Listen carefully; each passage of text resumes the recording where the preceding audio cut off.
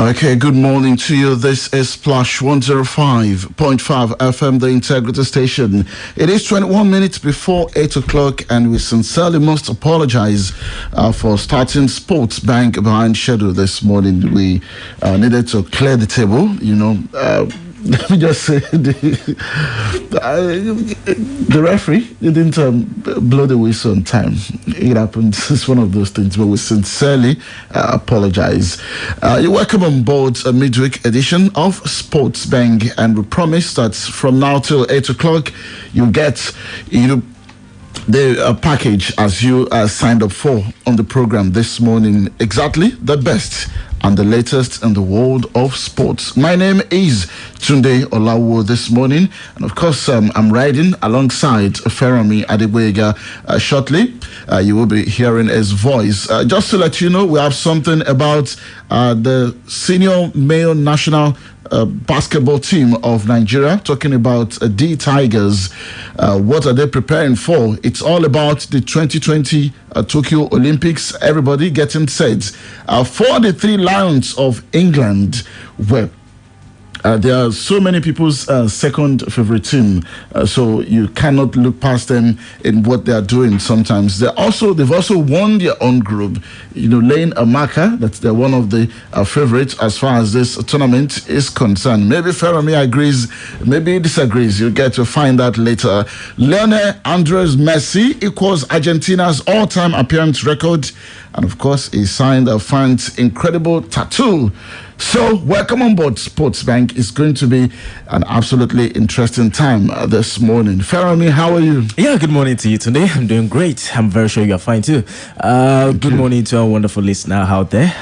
Always excited to be back again on Sport Bank to do what we know how to do best. Talk sports, celebrate sports, give in-depth analysis, and that is what we are just going to be doing this morning. Talking about Euros, I think gradually the pretenders have been separated from the contenders. And of course, we are clearing the table like you actually started, and we are having only the biggest of the biggest boys left in this particular one. Talking about Three Lions being the contender, I don't think they've actually played like one as far as I'm concerned. They've now actually shown the quality of a contender. But they won their group. Yeah, they might have won, but was it a convincing win for me? No, it's not. As far as I'm concerned, they are still in Tier 1, while others have gotten to Tier 3 or 4. If this kind of performance gets remember, as they've qualified now, they will be playing either France, Germany, or Portugal. But is it not better to start from G1 when you're traveling? when you're driving? When you're driving. The moment you start from G1, what next? You move to 2. You move to 2. They're still in G1 right from the first game. As far as I'm concerned. They just finished at the first round. So the first 3 games, they used G1 all through. It's just like you driving from Challenge to Mokola and you're still on G1. What are we talking about? It depends on where you're going. It depends on where you're going. If you're going to Kaduna, if you're going to Kaduna, it will be enough.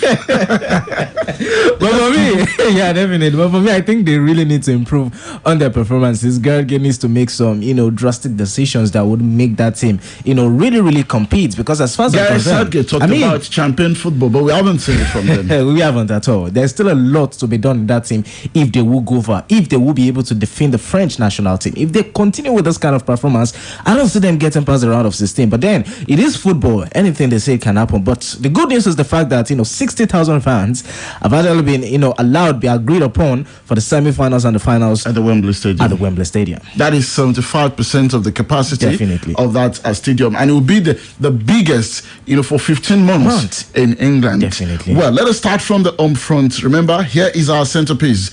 The centerpiece of what we discuss on Sports Bang. The management of Abubakar Bukola Saraki Football Club, ABS, owned by former Senate President Bukola Saraki, has reacted to its eviction from the Kwara Stadium complex in Ilorin. Monday, it was reported that the football club was issued a notice to vacate one of the complex offices in its possession. Speaking on the eviction notice, the club secretary, Fumilayo Olabi, said the ABS FC Secretariat was formerly a non-permanent structure site office temporarily put in place by the engineering firm that upgraded the complex. She added that its dealings with the KWIRS had been on the areas of tax payment for the use of the stadium fields for their matches, in which they have continued to maintain their obligations. It sent shivers down the spines of so many fans of that club that, where would they be playing now? But, that has been cleared a little bit. Meanwhile, the Nigerian men's basketball team, the Tigers, have officially commenced their preparation for the 2020 Olympic Games. Head coach Mike Brown has handed the invitation to 49 players to battle it out for places in his final roster as they settle to serious business at the California camp in the USA. The invitations are headlined by NBA star Monte Morris of Denver Nuggets, Mie Oni of Utah Jazz, OG Anobi, KZ Opala, Festus Ezeli, Precious Achua, Udoka Azubike, Jalil Okafor were all in line to make their international debut for Nigeria. Others include Joseph Okoye, Gabriel Vincent, Al Farouk Aminu, you know him also well, Jordan Iwora, and Chimeze Metu will be making their return to the team, and their 2019 FIBA World Cup exploit, which saw Nigeria become the first African team to qualify for the Tokyo Olympics alongside Ike Diogu. The European Legion comprises Obi Emegwano, Ike Rogu, Michael Ogune, Zaid Erst, Ike Nwamo, and Michael Benije. We have so many other players, 49, 49. In total.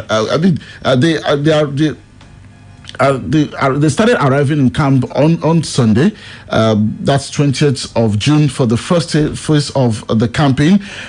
Well, let's talk about where we are. We are grouped in. We're housed in Group B alongside Australia and winners of the Olympic qualifying tournament in Serbia and Croatia between 29th of June to 4th of July 2021.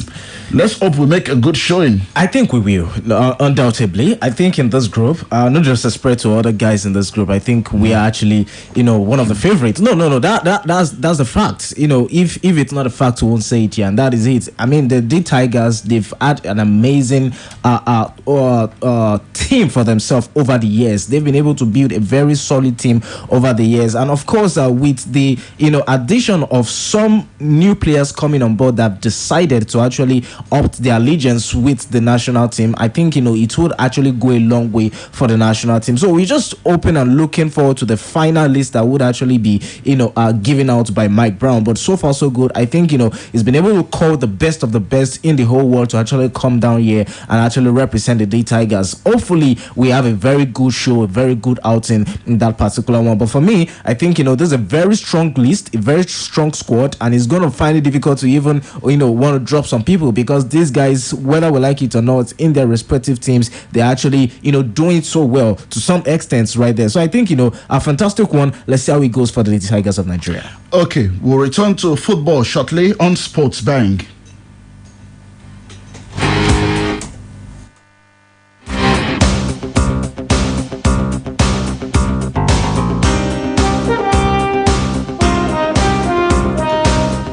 Argentine legend Lionel Messi earned his 147th cap for Argentina on Monday, equaling Javier Mascherano's all-time appearance record for the senior national team. The Barcelona forward started in his country's 1-0 Copa America win over Paraguay, helping to secure Argentina's passage through to the quarterfinals. Papu Gomez's 10th-minute goal was enough to earn a narrow win and maintain Argentina's unbeaten start to the tournament. Over the weekend, Messi had made one fan very happy by signing his back tattoo, which depicts the famous photo of the Argentine holding his shirt up at the Bernabeu after scoring the winning goal, the 500th of his career, against a bitter rival Real Madrid back in 2017. Of course, a lot of us won't forget that celebration.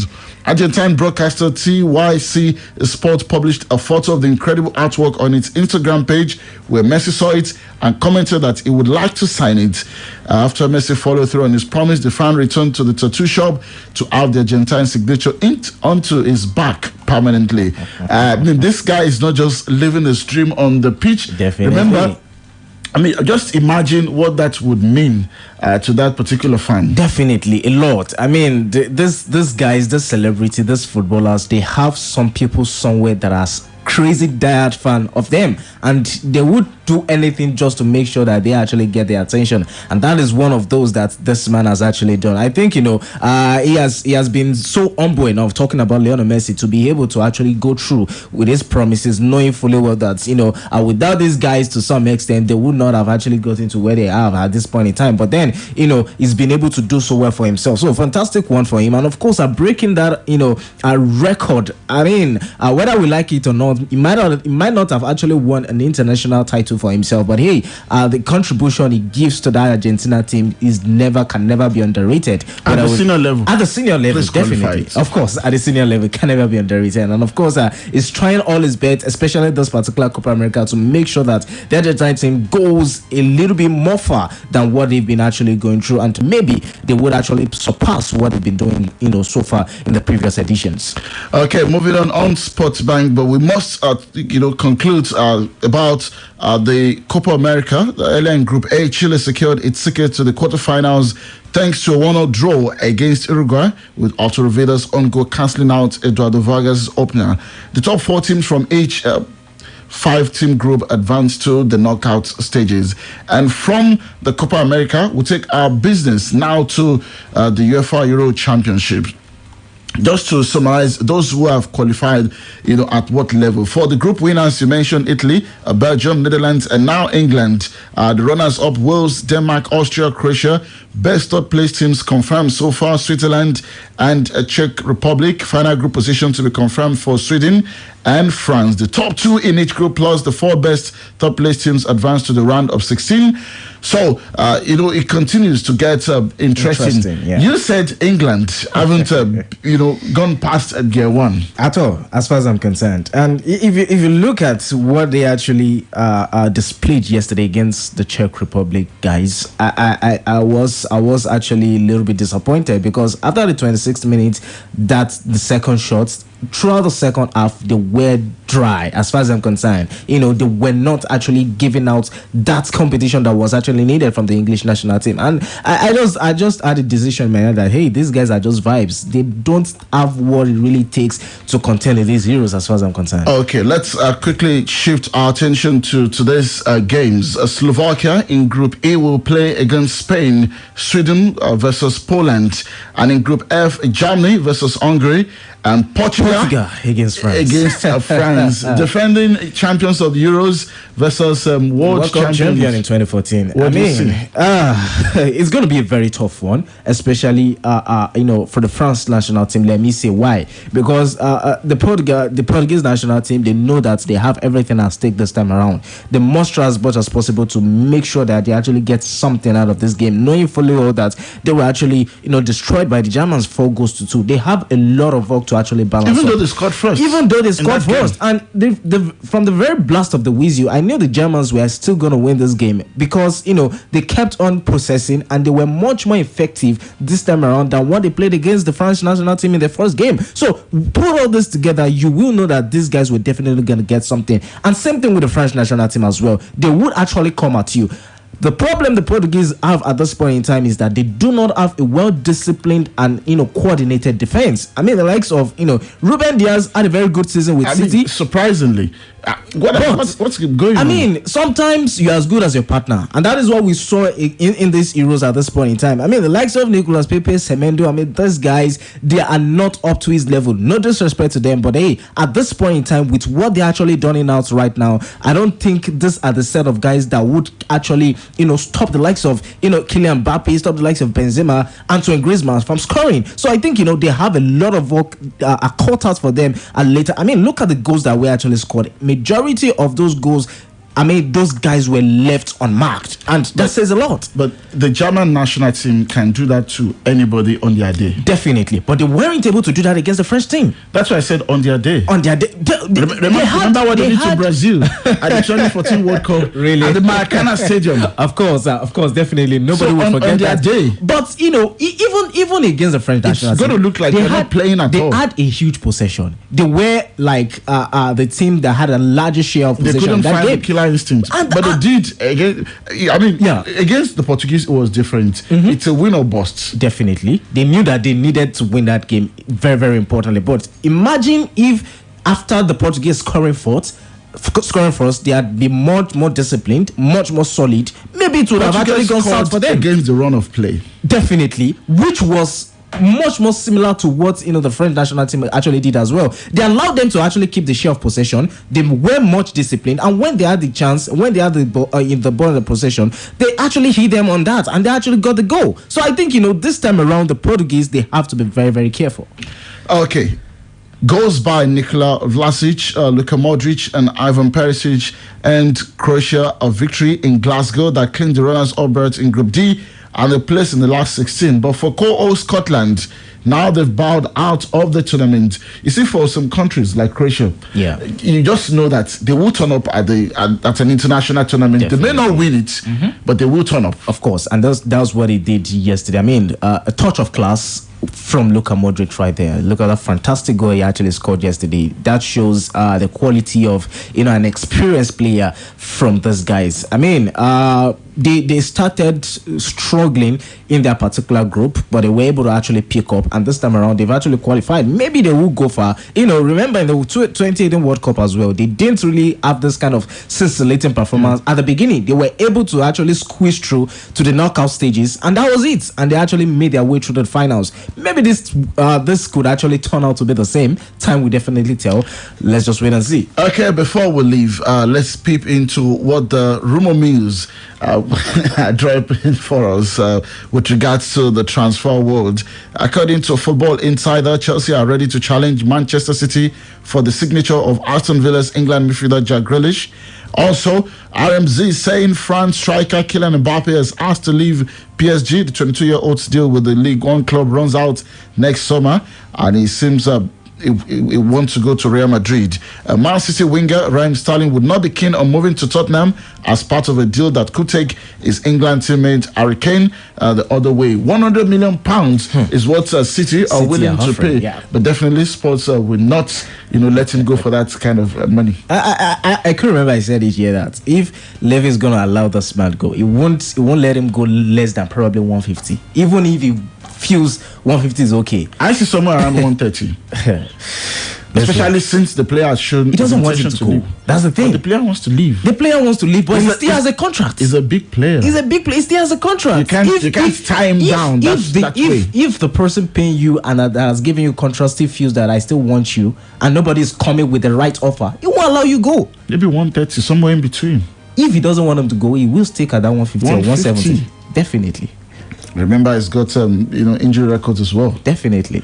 Okay, wait to see how this will pan out. Fermi, we need to go now. Definitely. Of course, Akne Chanaloglu also has joined Inter from AC Milan, a contract until 2024. So, I think, the merry-go-round is not only in England, also in Italy and some other part of the world. Thank you so much for having me today. Thank you very much, Fermi. And of course, on that note, we'll leave this morning to return at 4 o'clock later today on the program, Just Football.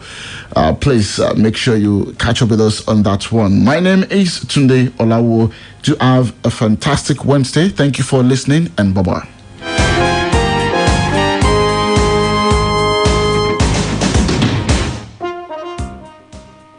Splash FM 105.5. The UEFA Euro 2020 is here, featuring the best of the best. The surge